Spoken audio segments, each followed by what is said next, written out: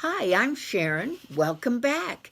You know, my stories are meant to bring a smile to your face, so I'm hoping you enjoy the one today. They're always based on the truth. I exaggerate because that's me. Death is never funny, but my colleagues in the funeral home were nuts. That's why I fit in so well with them. Now to my story. Beauregard first met the Molines during his first month at Fallon's newest acquisition, a funeral home in Chance, Texas. It was as good a place as any to try and hide Beauregard. Beauregard sat reading the morning paper, at least his one eye sat reading the paper. The glass eye really didn't give a hoot about what was in the news. It roamed about the kitchen, looking at the coffee pot, the dribble of bacon on his shirt, and the mouse munching crumbs in the corner. It was fatter than a tick on a hound. Beauregard did notice a small ad advertising kittens with directions out in the country. It's a nice day for a drive, and I've got Adele to answer the phones for me. Think I'll go check on the outdoor mouser. These critters can eat me out of house and home. Beauregard drove 23 miles east until he saw County Road marker 34 and followed the dirt road until he came to Tucker's gas station. A man in coveralls strolled out of the garage, wiping his hands on an oily rag, and looked at Beauregard's car. "My name's Tucker. Folks round here just call me Tuck. Need gas?" "No, just directions. I'm looking for the Molines." "What for? They don't get visitors, especially not city folk." Well, Beauregard was a little taken back. He wasn't used to being interrogated, certainly not by a stranger, and never over an advertisement for a cat. "I'm here about a kitten they advertised in the newspaper." "Is that so?" "So, do you know where they live?" Beauregard's stress level was rising, and when it did, his glass eye became a gyroscope.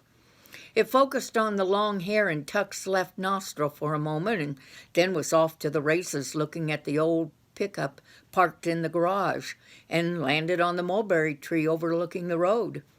Tuck looked to where the glass eye looked. He couldn't make out what fascinated it. He looked at Beauregard's glass eye and raised his pointy finger. "Do you know you have that one eye that kind of does its own thing?" "I know that. So do you know where they live?" "Yup." Does that does that eye drive you nuts, or does it just drive me?" "Can we ignore the eye, Tuck? Can I just get directions?" "Suppose so." "Directions," Beauregard insisted. "Well, it's a right for a piece from here. Sure you don't need gas?" "I don't need gas, just directions." Okay, don't get huffy. Just trying to help. "Follow this road a fur piece." He pointed straight ahead. "About 19 miles, y'all come to a fork in the road. Keep to the right, down the road a piece. You'll come to the Conroy's rusty John Deere turned over in the ditch. Been there. Happened 12, 14 years ago. Couldn't get it up right. Happened when the young Conroy..." "Directions. I'm on a time schedule." "Mister, you need to mind your P's and Q's if you're going to deal with us folks out here." "Sorry," Beauregard said. "Can I please get directions?" The attendant frowned. "Take the next left. You go by the Malones, usually about this time of day. They're sitting on the front porch. Don't be ugly with them, or they won't give you the mouser." Beauregard stepped on the gas and left Tuck standing in a bowl of dust. Tuck shook his head.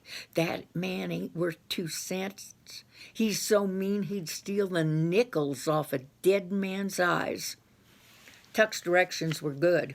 Beauregard pulled up in front of the Malones, saw them both sitting on the porch rocking. The sun overhead was hotter than a goat's butt in a pepper patch.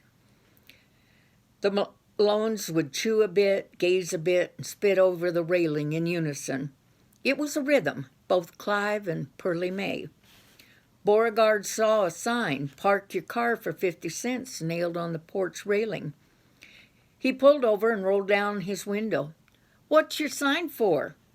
Pearly Rose grinned. "Must be a city boy, Pa." Clive pointed to the empty field across the road where a few junk cars were abandoned. Another homemade sign read, "Dump your car here, 50 cents. "Got a car you need to dump, mister?" Beauregard got out of the car and walked up to the couple. "No, I'm here about the mousers you advertised in the paper. My name's Beauregard. I'm the new funeral director in town." "Come sit a spell, Beauregard," Pearly Rose said, and pulled up a chair. "We don't get many visitors down this way, and Clive is a talker. Why, he could talk the gate off its hinges. I'm fixing to make some lemonade." "Thanks," he said. "I'm so dry I'm spitting cotton." "Well, Beauregard, I'm afeard you drove out here only for Pearly Rose's lemonade and to chew the fat a while. The neighbor down the road came and got the rest of the kittens this morning. Said the mice in his barn are thicker than the dew in Dixie." Pearly Rose brought out some glasses and a pitcher of lemonade. "I topped it off with some of Clyde's special white lightning. He always likes a little in his lemonade. I put in enough to make you happy as a hog in mud, but not enough to give you the whistle belly thumps and skull cramps." It was late in the afternoon when Beauregard finally left. Time to feast on leftover fried frog legs and hush puppies. It also gave him time to let the effects of the lemonade to wear off. He wasn't quite as sober as a judge, but certainly not as lit as Clive, and certainly good enough for driving. A few weeks later, Beauregard drove back out to the Molines. He went right past Tucker's gas station. The couple, as usual, were sitting, rocking, and spitting. Pearly Rose was wearing her apron over her everyday dress. "Beauregard!" Pearly Rose shouted as he drove up. "Well, ain't you a sight for sore eyes? Clive and I were talking about the last time you were here. We took to you like a hog takes to persimmons." "That's mighty nice of you, Pearly Rose." These people really respected him for who he was, he thought. Fallon ought to take a lesson in how to treat him. He walked up to the porch and saw their liver and tan-colored bloodhound Jasper with his long, droopy ears and wrinkled skin sleeping half in and half out of the doghouse. His tongue jutted out to the side of his mouth, and his sunken eyes gave Jasper a mournful expression. Clive's well-used rifle was propped in the corner of the porch in case any wildfire or wildlife wandered in sight. It never hurt to be prepared for an easy meal. "Come on in," Clive insisted. "Pearly Rose has dinner ready, and it's so good it'll make your tongue want to slap your brain out. It's fresh possum that I shot this from this porch 2 nights ago. She's cooking it with sweet taters. Pearly Rose cooks enough for thrashers. So we won't take no for an answer." Beauregard couldn't say no, and besides, he never said no to free victuals. So he had seconds. She had baked blackberry cobbler for dessert. He had thirds on that. They sat at the kitchen pine-hewn table for over 2 hours. When Beauregard decided it was time, he headed back to work. When he opened the screen door, he laughed. "That hound of yours sure doesn't move much. He's in the same position as when I drove up." Clive lamented. "Yeah, poor old Jasper's been dead 3 days now. He's not worth spit now, but just ain't had the heart to put him in the ground. I'll get around to it one of these days." Beauregard didn't know what to follow that up with, so he just waved goodbye from the car. Several weeks later, Beauregard was sitting in his office with his feet propped up on the desk, eating Twinkies and drinking coffee. He was just one Twinkie shy of topping 360 pounds. The phone rang. "This is Mr. Wienerman of Pressman Mortuary." "Beauregard, it's Clive." Pearly Rose sprouted her wings yesterday, and I'm a-going to need you to come get her. It was quite a drive to the Molines. By choice, they lived away from uppity folks, as Clive branded them. Clive shuffled to answer Beauregard's knock. Pearlie Rose went to the great beyond yesterday early afternoon, but I had chores to finish, and I just wanted to give her one more night at home in her own bed before I called you. She's this way. Beauregard walked into the small bedroom. Pearlie Rose was lying in her bed in her white nightgown with tiny lavender flowers covered by the quilt passed down through generations. I put her hair up in curlers. She'll look pretty when you comb it out. Usually she complains about my snoring. Clive laughed. She always said it ain't sawing logs. I was clearing brush, but he swallowed hard. Last night she never said nothing. I'll have to take her to the medical examiner, Clive, for an autopsy since she died at home. Nah, I called Dale down at the barber shop. He's our justice of the peace now, too. He said he'll pronounce her and sign off on the death certificate. He don't really like to look at the dead bodies in person. Okay, Beauregard said. Pearlie Rose been dead quite a spell. So, do you want me to embalm her, or are you going to cremate her? Cremate? No, I'm not going to burn her. I want her ready for burial. I've got her clothes and her favorite perfume all packed up for you to take with you. Dust to dust, not ashes to ashes. I'm going to bury her up by the creek where I buried Jasper. They'll be good company for each other, and it's a good, shady sitting place for me to go when I visit. I'm waiting for our 2 boys to get home, so the funeral can't be next week. Give me a call when you have her ready, and I'll make arrangements. Put her in a pine box. We discussed that before the angels carried her away. Beauregard and Clive placed the body in the Suburban, and Beauregard headed into town. Beauregard looked at the lightning zigzagging against the growling dark clouds. I reckon there's a storm's a-brewin', he complained. By the time Beauregard had finished embalming Pearlie Rose, rain began pelting the ground and dust settled in. He heard hissing outside the preparation room. At first his mind ran to snakes. Then he heard lips smacking, stomping, snuffling, and screeching. Whatever it was as restless as a mule in a tin barn. He dialed the local sheriff's office. Deputy Rufus on duty. Rufus, this is Beauregard Wienerman. I'm so shook I can't think of my own name. Down at the funeral home. Rufus groaned. Oh, Beauregard, this is the 5th time you've called this month. What scary sound did you hear now? Rufus, you're paid to protect and serve. Well, I just heard some kind of beast outside the back of my funeral home. Was it all white, and did it go woo like a haunt? You know, a ghost? Very funny, Rufus. You're about as helpful as hip pockets on a hog. Was there chains clinking, blood curdling screams, or hissing? Yeah, well, there was hissing. So when will you be here? Won't. Won't what? Won't be coming. You're not coming? Nope. Why not? Sheriff Bradley says I don't have to. Why not? Says you're crazy as a loon. Well, you can tell Sheriff Bradley he can kiss my grits. Well, I'll be sure and do that, Beauregard. Have a good night. That deputy is as useless as 2 buggies in a 1-horse town, Beauregard fumed. That's what he's paid for, and instead I have to do his work. He grabbed his double-barrel shotgun. He checked. Yep, it was loaded. He grabbed a flashlight.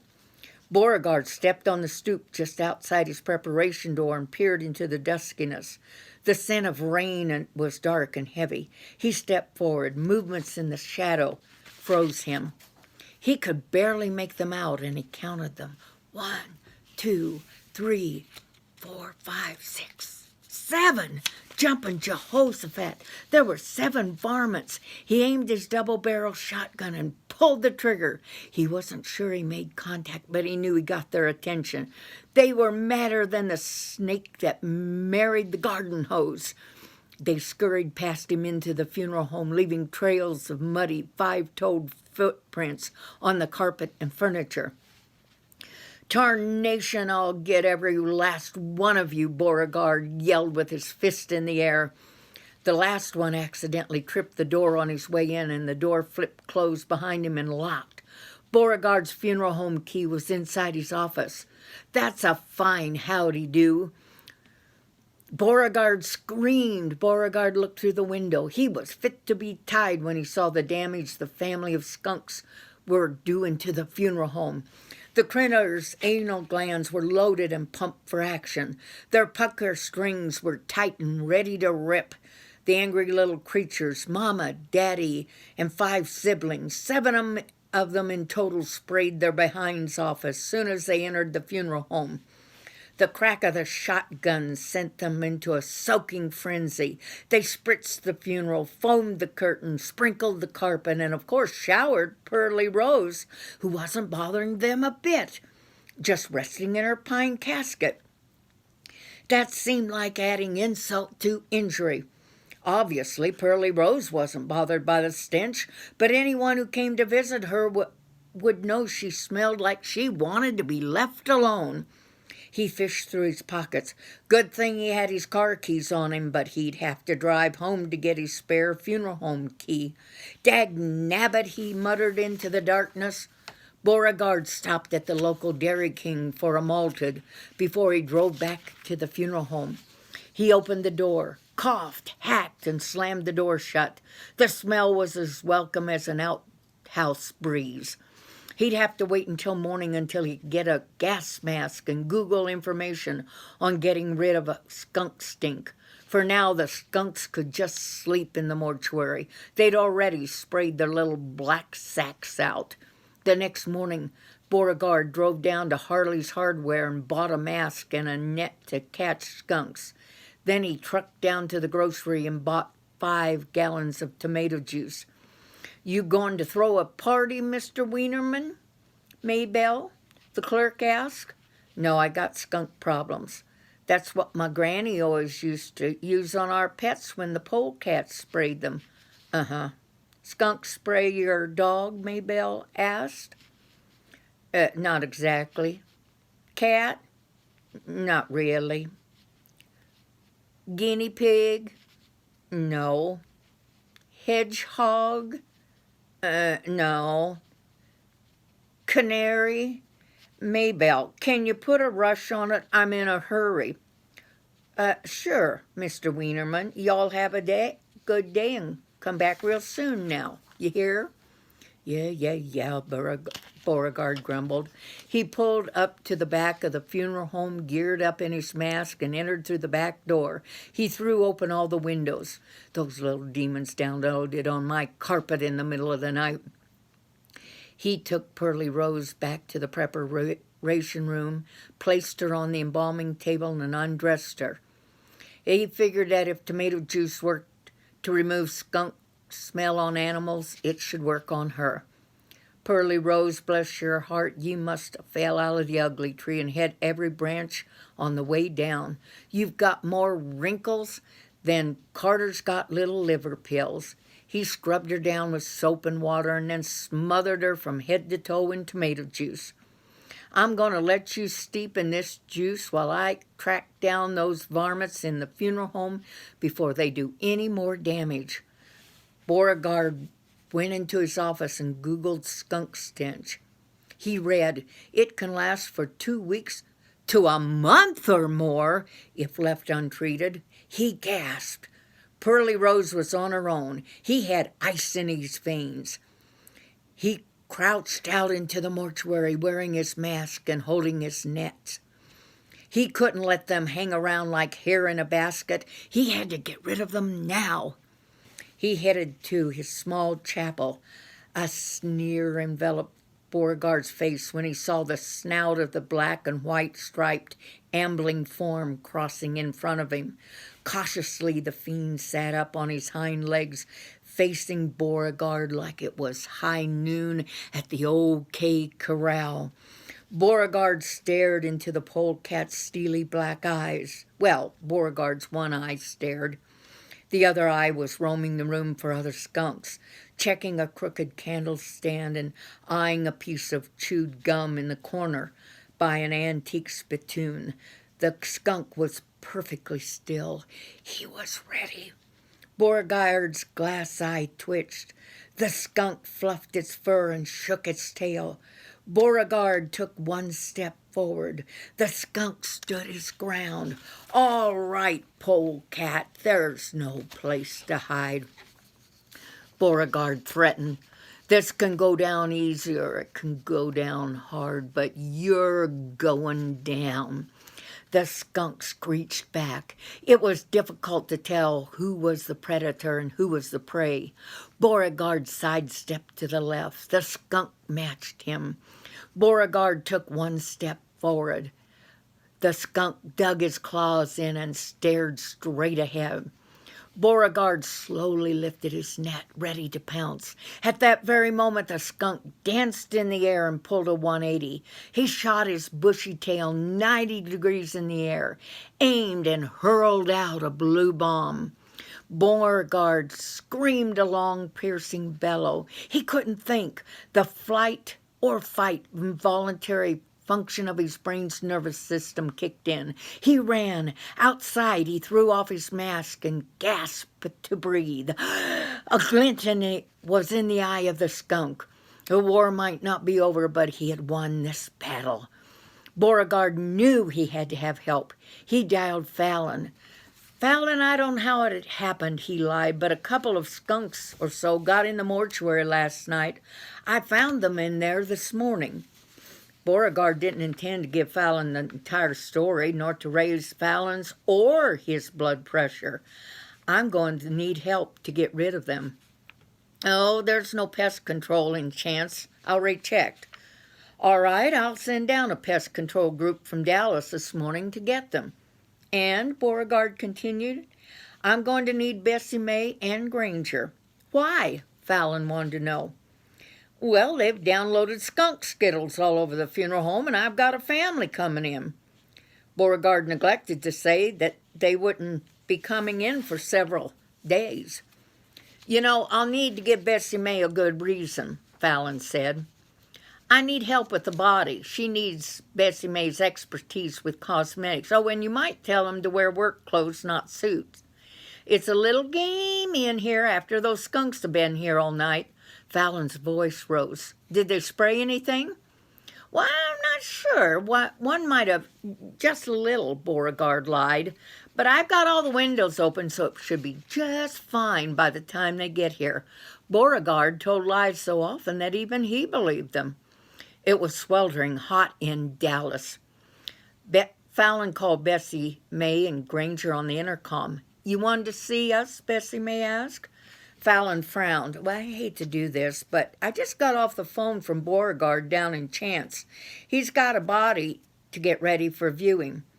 I sent pest control down to round up a couple skunks he had in the funeral home. They had a truck in the area, so the skunks should be long gone by the time you get there." "Us? Why us?" Bessie May complained.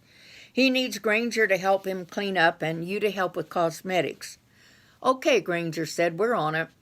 "Oh, and one more thing," he said, almost in a whisper.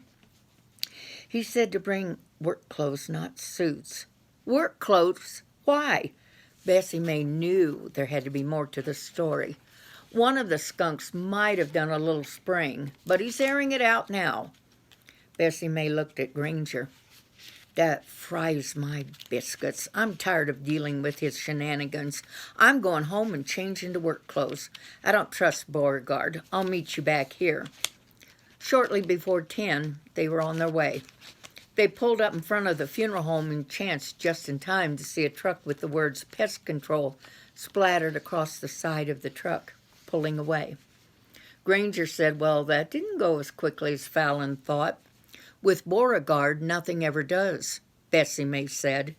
She started to enter the funeral home but turned around. Granger, go in through the prep room and get us both masks and gloves. It stinks so bad in there we won't be able to think. Beauregard met them at the door wearing a mask that looked like a leftover poison gas mask from World War I. His voice was muffled through the mask. It's not so bad once you get used to it. Granger, you need to clean up the skunk droppings. They're all over the funeral home. Bessie May, come with me. Pearlie Rose needs a little work. Bessie May seethed. Not a howdy-do, not a thank you for coming, just orders. Typical Beauregard. She flushed. His meanness didn't happen overnight. He worked to cultivate it. He led her to the prep room. She gasped. She saw the empty gallon cans of tomato juice in the corner in the body. Beauregard, you turned her into a red chili pepper? Granger was right behind her. His eyes widened. He dropped his jaw and just as quickly clamped his lips shut. His mouth swept upward and his eyes squinted and his shoulders began to heave up and down. Then his lips began to hiss like a newly sprung lip leak. Starting and stopping. He tried to squelch it, but the harder he tried, the louder it erupted. Finally, he sputtered, you turned her into amid peals of laughter, a big boy tomato. Then he bent over and slapped his thigh while roaring with gales of laughter. Beauregard, I can't believe even you. He stopped to try and catch his breath and wiped the tears from his eyes. Would turn a body into a tomato. Bessie May tried to control the situation. Granger, go clean up after the skunks, please, now. I will, Bessie May, but he turned her into a... He tried to explain, but just kept hissing. Beauregard was not happy. Before you throw a conniption fit, it's a special treatment to get the skunk smell out. Come on, Granger, Bessie May said. I'll walk you to the chapel. Bessie May took Granger by the arm because he was still having trouble walking and laughing at the same time. I'm going out to the car to get the cosmetic kit I brought from Dallas. There was a rap at the door. Beauregard opened it just an inch. It was Clive. Beauregard looked at him with his good eye. His glass eye started doing cartwheels, not in a good way. Clive, why don't you meet me up front? I want to see Pearlie Rose, just for a moment. I brought her a gift. Well, this isn't a good time for Pearlie Rose. What do you mean it's not a good time for her? She's gone to make her maker. She's gone to meet her maker. It's not like she's canning peaches or quilting. She's dead. Let me see her. Well, Clive, she's not at her best. Of course she's not at her best. She gave up the ghost. She's dead. Dead. How many times do I gotta tell you that, Beauregard? Well, Clive, she's not really dressed for visitors. Not dressed for visitors? When you pass on, style's not on the top of your list. Everyone wears the same thing. White, and white. Now let me in. Beauregard opened the door slowly. Clive's eyes widened and his jaw dropped. You turned my wife into a mater? I never saw her that color, and there's a reason. She don't look good like a mater. She's not going to looking good in white. Not like a mater. Clive turned to leave. Where are you going, Clive? Beauregard asked. I'm going to my pickup and get my shotgun. and then I'm gonna shoot ya. No, wait, Clive. I can explain everything, Clive. There's a perfectly good reason for this. Let's step outside where we can talk privately. Privately, Beauregard? There's no one going to interrupt us here. I told you, Pearly Rose has entered into glory, even though she's probably the only one in glory that's going to look like a mater. She don't care what we say. You're not very bright for a funeral guy, are you? My shotgun's the only thing that's going to speak for me. No, Clive, hold on. Just let me explain. Beauregard stammered. Bessie May walked in with a cosmetic kit. The red you see on Pearly Rose is the red you see on Pearly Rose is a skin treatment I special ordered to make her skin soft and supple, Beauregard said. Normally I charge a lot for it, but I took a shine to you and Pearly Rose, so I decided to do this as a special gift to you and Pearly Rose. Bessie May rolled her eyes and said, "Land of Goshen," and then she walked right back out of the room. Clive leaned over Pearly Rose. "She smells like a mater." It does, doesn't it? That's the beauty of it. It smells just like it, but it acts like a cosmetic. This treatment is all the rage in the big cities. When Beauregard was on a roll, he could spin it into a whopper. Even the big city stars use it, Clive. I decided if it was good enough for the stars, it was good enough for Pearly Rose. Beauregard stuck out his chest. "You don't say. That's right neighborly of you, Beauregard. Guess I won't be needing the shotgun." "No, I think we can forget about the shotgun, Clive. How about the gift that you brought for Pearly Rose?" Oh, yeah, here they are in my pocket." He reached in and pulled out a small pouch containing earrings with silver pigs on them. These ones were her favorites. She got them 'cause her Aunt Betsy saved her life from a mama sow trying to eat her up when she was just a little tyke and got herself stranded in the hog pen. Beauregard mumbled, "Well, ain't that story precious? It just brings a tear to my eye." The glass eye wasn't buying what Beauregard was laying down. "Now, I hate to chase you out, Clive, but I really need to finish this skin treatment, this special treatment for Pearly Rose." Clive had no more walked out the embalming room door when Beauregard hollered, "Bessie May, you've got work to do." When she walked in, he started barking orders. "Start scrubbing her down. You're burning daylight. You need to get this tomato juice off her before you can finish getting her ready." "What are you going to do while Granger and I are working our fingers to the bone?" Bessie May demanded. "Well, somebody has to take her clothes to the laundromat. They stink to high heaven. And Granger's cleaning the funeral home, and you're busy with the body, so it's obviously up to me to do the stinky work."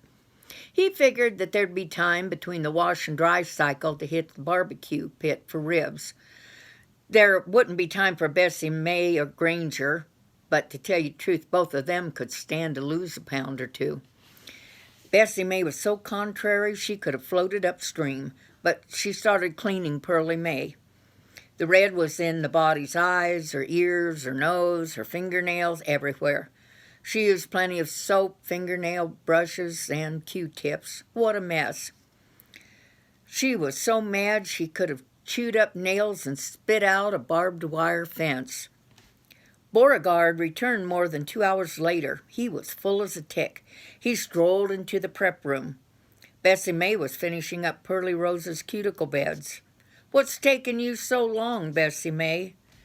She stared at him. "You're like a blister. You don't show up till the work's all done."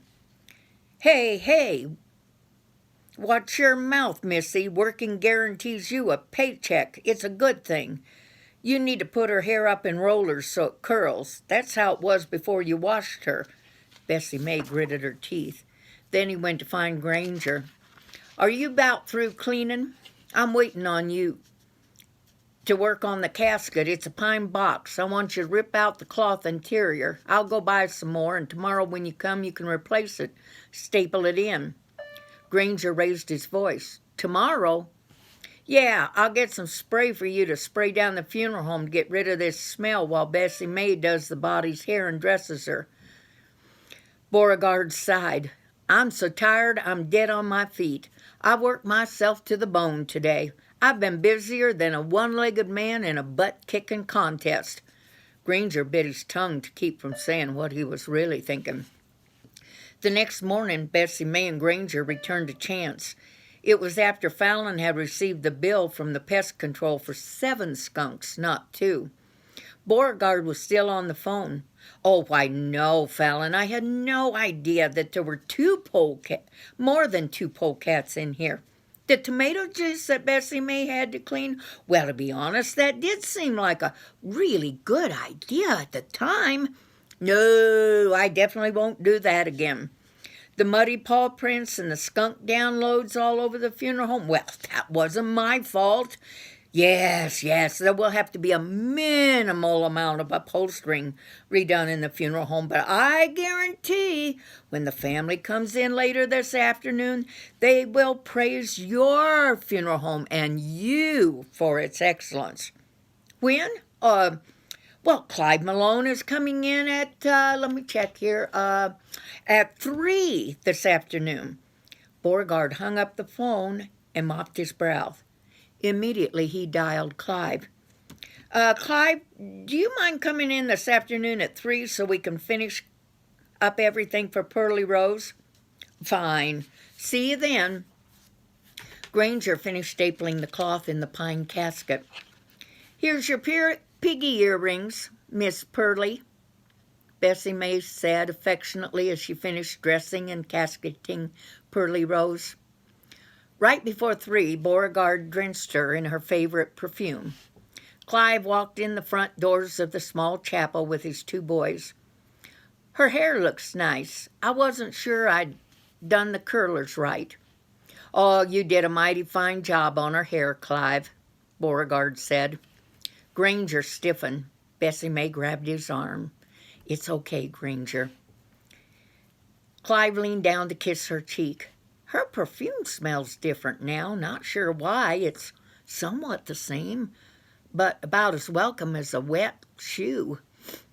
You know, Clive, Beauregard said, I can explain everything. There's a perfectly good reason for this. The fragrance you smell on Pearly Rose is it's a reaction to the skin treatment I special ordered just for you and Pearly Rose at no expense to you and Pearly Rose in order to make her skin delicate and a resilient. Beauregard said, Isn't her skin beautiful? Bessie May rolled her eyes. Come on, Granger, we need to leave here and get back to Dallas. On the drive home, Granger said, Beauregard's a manure salesman with a mouthful of samples. Bessie May smiled. Billie Holiday probably said it right. They think they can make fuel from horse manure now. I don't know if the car will be able to get 30 miles to the gallon, but it's sure going to put a stop to siphoning. You know, Granger, after this tomato fiasco, I don't know how many synonyms there are for fiasco, but if we keep working with Beauregard, I'm certain we're going to have to invent some. Granger just laughed. You know, if I keep writing stories about Beauregard, I'm probably going to have to invent some more words for fiasco. Have a blessed day.